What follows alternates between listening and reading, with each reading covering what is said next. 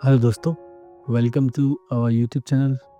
आज हम जो कहानी लेकर आए हैं वो है पंचतंत्र की कौवा और कोबरा। एक नैतिक कहानी है।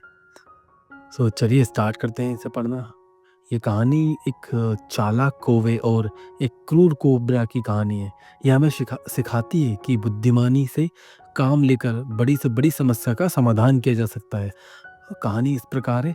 बहुत समय पहले की बात है। एक घना जंगल था। उस जंगल में एक विशाल पेड़ खड़ा था।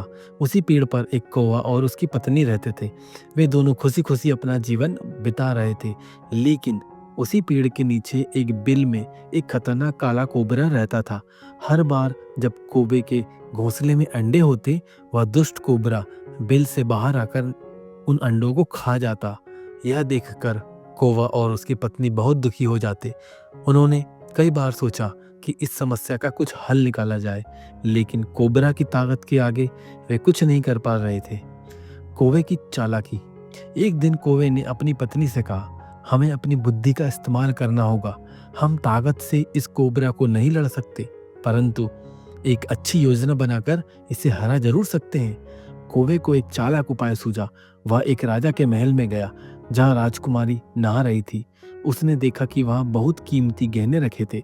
अचानक कौवे ने अपनी चोंच से एक सोने का हार उठाया और उड़ चला। राजा के सैनिकों ने जब यह देखा तो वे चिल्लाने लगे, देखो, यह कौवा राजकुमारी का हार लेकर उड़ रहा है। सभी सैनिक कौवे के पीछे भागे। कौवा सीधा उसी पेड़ पर गया जहाँ वह रहता था और उसने वह हार कोबरा के बिल के पास गिरा दिया। जब सैनिक वहां पहुंचे तो उन्होंने देखा कि सोने का हार एक कोबरा के बिल के पास पड़ा है। सैनिकों ने बिना समय गवाए कोबरा को मार डाला और हार उठाकर वापस ले गए।